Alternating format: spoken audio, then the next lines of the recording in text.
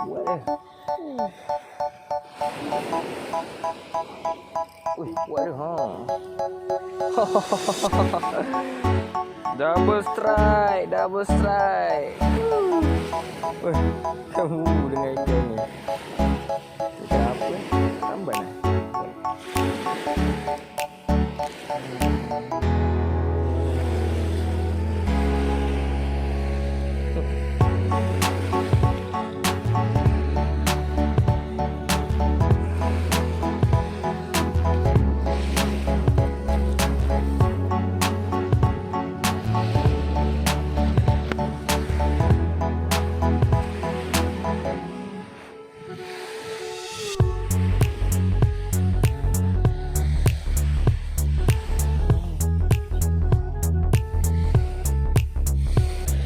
Bismillahirrahmanirrahim.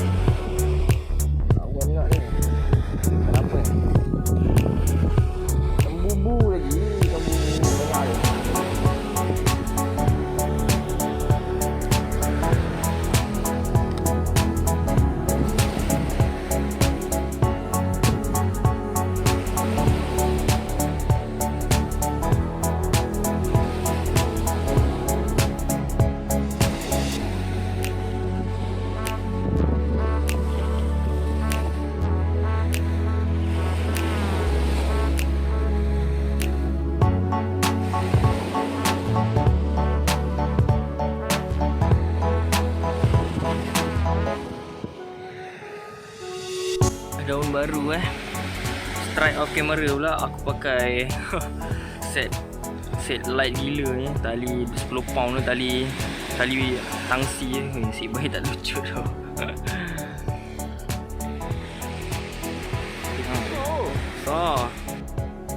Okey, selain dapat ikan kecil-kecil ni, Alhamdulillah ada juga rezeki dapat ikan daun baru ni dekat Teluk Nipah.